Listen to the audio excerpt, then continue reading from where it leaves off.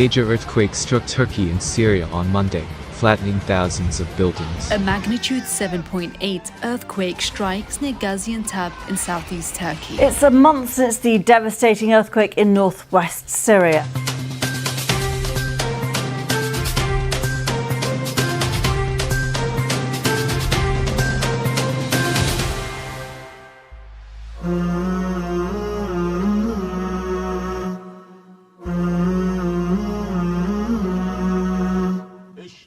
Get up, bro. We have to go.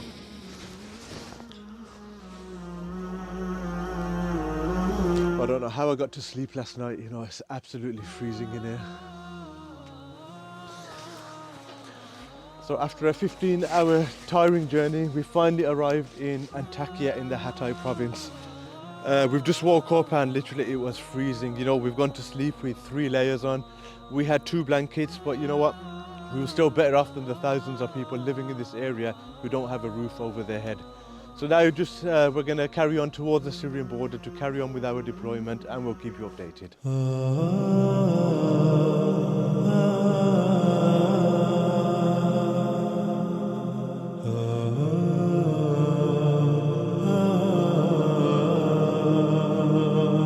So now we're just on the way to the Bab al-Hawa border crossing in Syria. And literally as we're just driving through this, all you can see here is destruction everywhere. And the closer we get, the worse it gets.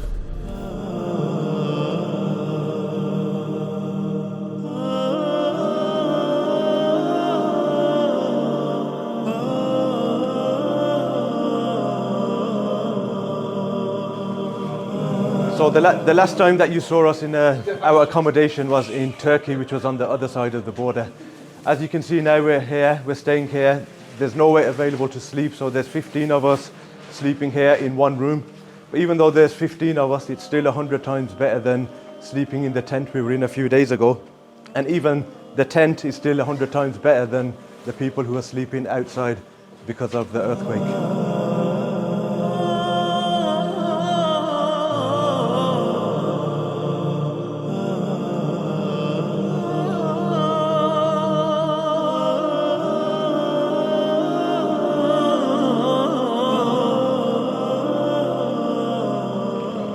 So we're still here in Aleppo Countryside in Genderes, and it's crazy to see the damage, you know, the destruction that's taken place, yet you don't see it in the media.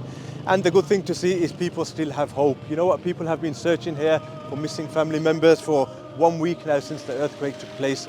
But even though it's been a week, they still have hope. But they have hope, but they don't have the equipment.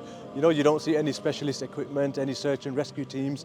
But the people will carry on until they know either way where their family members are. Are they alive? Are they dead? So we hope that they find them alive, but the reality is that they probably won't.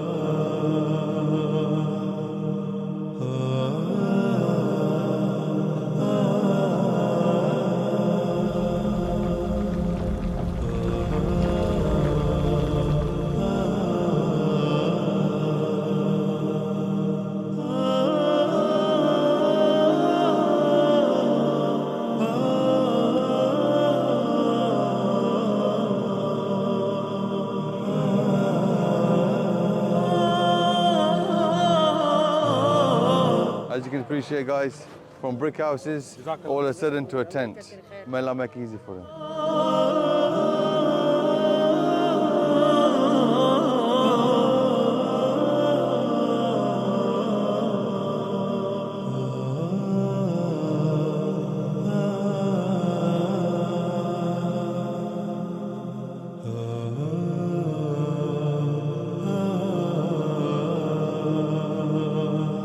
So this is what your support goes towards. We will be going to one of our camps as well that will be setting up a similar facility for over 200 people.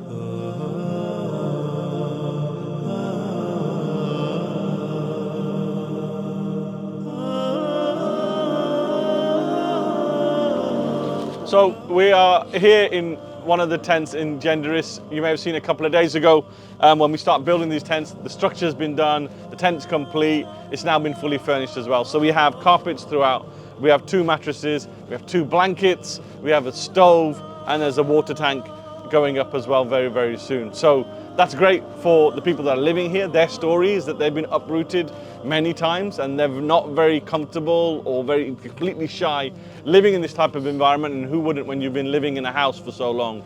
So they're uprooted first in 2016 from Aleppo, then 2018, and they ended up here in Genderis, living in a house that was kindly given to them so that they can stay in.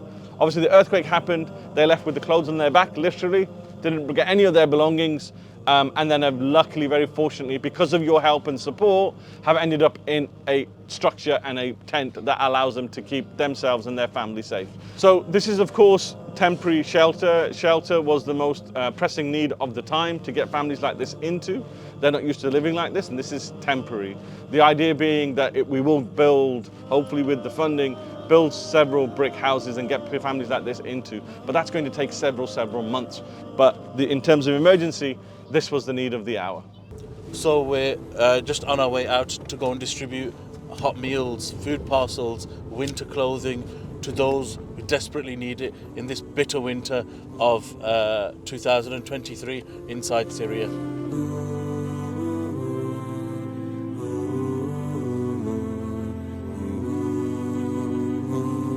So you join us here in Rahma Orphanage here in Idlib, which Rahma Orphanage houses 177 orphans, boys and girls, and we're here delivering essential winter aid to your beneficiaries. Now we're here delivering winter coats, socks, gloves and scarves, as well as a jumper and some jeans or trousers and a pair of shoes. Now this is essential because these orphans have nobody else apart from me and apart from you. Please keep donating and help us to make a better world piece by piece alongside these shoes.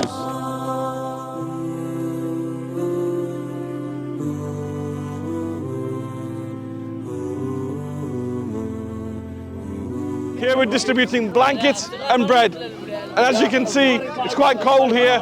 These tents are quite old. These people have been here for quite some time. So it's a mix of refugees that have been here for a while, and then also those that have been displaced by the earthquake. It is, as you can see, quite chaotic. These people aren't necessarily used to getting aid, and we're distributing blankets and bread here.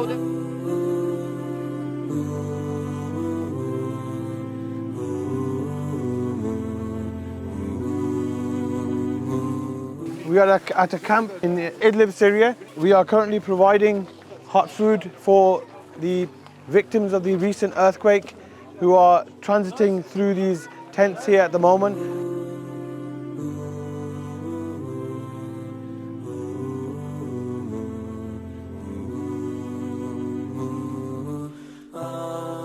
We were just here at our second distribution of the day, delivering 130 parcels to families affected and unaffected by the earthquake.